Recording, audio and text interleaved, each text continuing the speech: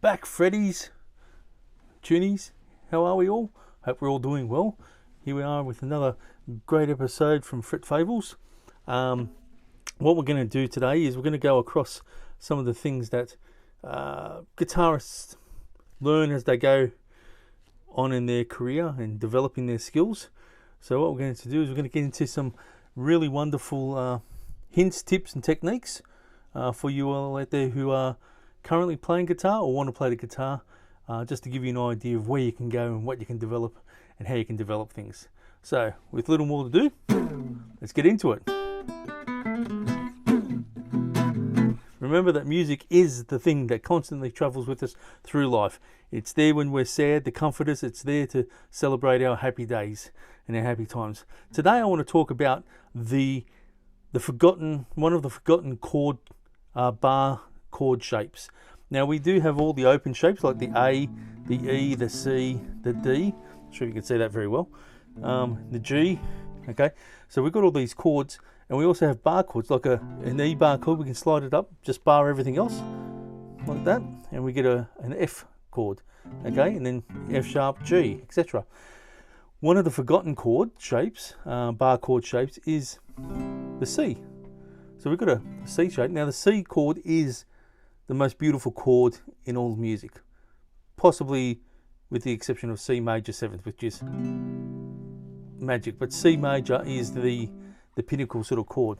So to do that, instead of using these 3 fingers to play the chord, start practicing with these 3 fingers. So when you slide that up and bar it, that's a C sharp. You've got one more, that's a D. So that's a D chord, same chord as that, but it's a D chord. So, got something wrong there.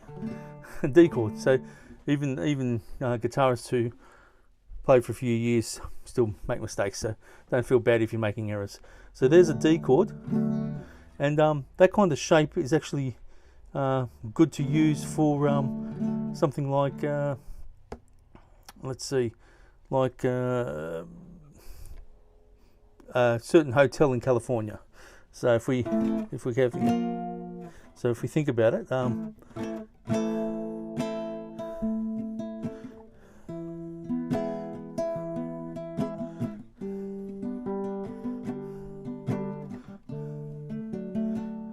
so learning the C chord and the bar C chord helps you move around the bar, gives you a little bit more freedom around that chord shapes, the open chord shapes, because it gives you that one extra flavor, so you can move around a little bit more and use different chord shapes in different shapes, different areas, different bars.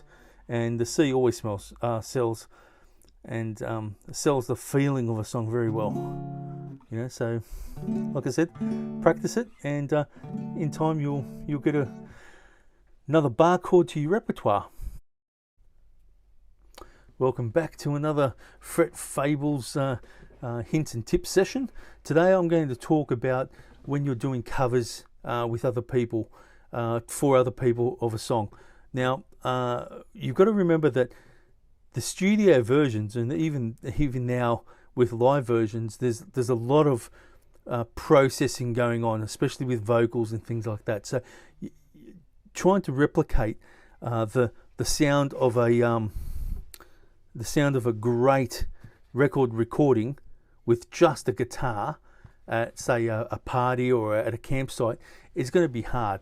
So what you can do is you can just pick the main points of the song. Like if you listen to a studio version of a song, it's going to have multiple tracks, probably multiple takes, echoes, reverbs, equalization and things like that. It's not going to be possible to replicate that live, even if you've got all the instruments and all the musicians who are on the actual recording doing it.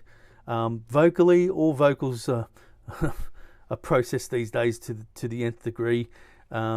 Producers seem to think, okay, well, I've got this great gadget called Auto-Tune. Let's just check out the Auto-Tune. Check out Wings of Pegasus. He does great reviews on Auto-Tune and singing in songs, and he breaks it down and he shows you, and you start to listen to songs and you just go, oh, that's auto-tuned. Nobody can sing that perfectly, or you can hear the processes happening on the actual song itself. So check out Wings of Pegasus. Great channel to have a look at. Okay, so just when it comes to playing a song, so if I pick something like we'll say Fleetwood Mac Rhiannon. Okay, now Rhiannon has a pulsing bass line. It's got drums, it's got keyboards and things like that. But the one thing that everybody recognizes is the main riff. That main riff. If you can get that main riff when you're playing a cover version of it, people don't realize all the other instruments are missing, because it's that focus on that main riff.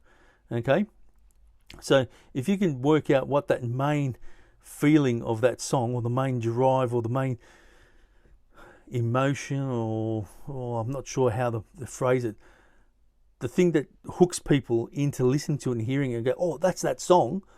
It doesn't have to be exact. The song doesn't have to be perfect.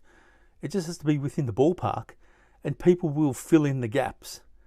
Now, when you're doing something live, people fill in the gaps in real time. So you'll be able to get away with a lot more in a live setting than you will on a recording. So you could go back and listen to what I just played there, and you'll find that there's probably errors in there, right?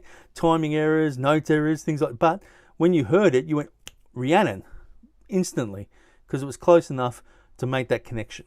Okay, so look, I really think you should just get this into your hands once a day for 5 minutes. That's all you need. 5 minutes at the end of the day, middle of the day, start of the day, whenever you can fit in 5 minutes, do 5 minutes. Pick a song, a simple song, 3 chords, 4 chords, and just practice that song, and then go into another song, practice that song. Change the keys, so you're practicing different positions. All that is in the course, a free course that I have over on my channel, absolute beginner's course to playing the guitar. Just check it out. If you can learn how to play all the different keys, or even in 4 or 5 different keys, that'll develop your skill set. And if you're doing one song and you're doing that over and over and over again in different keys, you'll start to get a feeling, and you'll be able to pick songs to pieces. You'll be, oh yeah, I can play that, I can play that, I can play that. So until then, make sure that you get this in your hands once a day. Remember, music is there. It's a tapestry of our life. Okay, have a great day. Thank you for watching. Subscribe, go check out my channel. Have a great day. Bye bye.